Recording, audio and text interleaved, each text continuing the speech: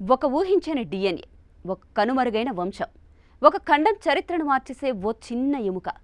కొలంబియాలో ఇటీవల కనిపించిన 6000 సంవత్సరాల నాటి మానవ అవశేషాలు ఒక షాకింగ్ నిజాన్ని వెలుగులోకి తీసుకొచ్చాయి. ఈ పురాతన వ్యక్తుల డిఎన్ఏ మనకు తెలిసిన ఏ ఇతర వంశానికి సంబంధం లేదు. అయితే వీళ్ళెవరు? వాళ్ళ జన్యు సమాచారాన్ని ఎవరు మోస్తున్నారు? ఎందుకు వాళ్ళ వంశం పూర్తిగా అంతరించిపోయింది? మన చరిత్రలో మానవుడి ప్రయాణం గురించి మనం అసలు తెలుసుకున్నది ఎంతవరకు నిజం? ఇప్పుడు తెలుసుకుందాం.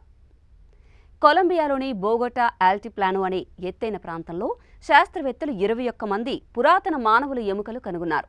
వీరి వయస్సు దాదాపు 6000 సంవత్సరాలు. మొదటివి సాధారణ పురాతన అవశేషాలే అనుకున్నారు.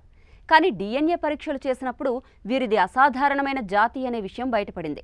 వీరి డిఎన్ఏని ప్రపంచంలో ఉన్న మిగతా జన్యు సమాచారంతో పోల్చినప్పటికీ కూడా ఏ సమూహంతోనూ పూర్తిగా మ్యాచ్ కాలేదు. అంటే వీరి వంశం అసలు మనకు తెలియని ఒక వంశం అన్నమాట. ఈ వంశం వేట, సేకరణ, జీవన శైలిని పాటిస్తూ బతికేది. తర్వాత వ్యవసాయాన్ని స్వీకరించింది. కానీ ఆ తర్వాత వారి జన్యు రికార్డు ఒక్కసారిగా మాయమైపోయింది. అంటే ఈ వంశం నశించిపోయింది, లేదంటే ఇతర సమూహాల్లో కలిసిపోయి ఉంటుంది. మరి ఇది ఎలా జరిగింది? ఇవాల్టి కొలంబియాలో ఉన్న స్థానిక వంశాలతో వీరికి డిఎన్ఏ ఆధారంగా ఎలాంటి సంబంధం లేదు. కానీ వారు ప్రస్తుతం పనామాలోని చిబ్చాన్ భాష మాట్లాడే ప్రజలతో మాత్రం కొంత సంబంధం చూపించారు. అయితే సమస్య ఏంటంటే అది కూడా బలహీనమైన సంబంధం. అంటే ఈ ప్రజలు పూర్తిగా విడిపోయిన ఒక ప్రత్యేక వంశానికి చెందినవారు కావచ్చు. డిఎన్ఏ అనేది మన పూర్వీకుల వివరాలు తెలిసే ఒక ముఖ్యమైన ఆధారం.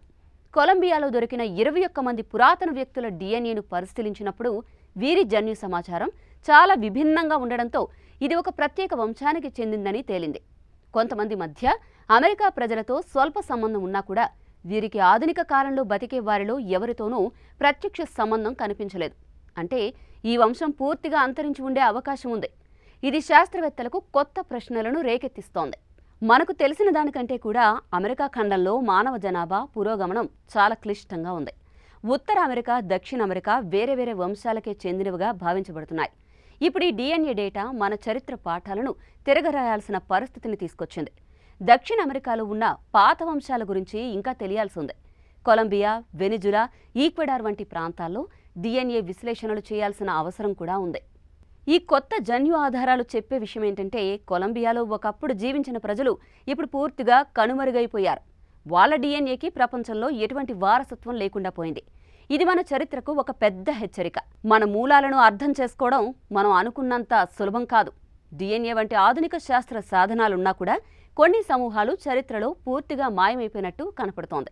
అసలు ఈ పురాతన కొలంబియన్లు ఎవరు? వారి మూలాలు ఎక్కడి నుంచి వచ్చాయి? ఎందుకు వారి వంశం పూర్తిగా అంతరించిపోయింది? నిజంగా మన చరిత్రలో ఇంకా ఎన్నో రహస్యాలు దాగున్నాయా? ఇవన్నీ కూడా మున్ముందే తేలాల్సి ఉంది.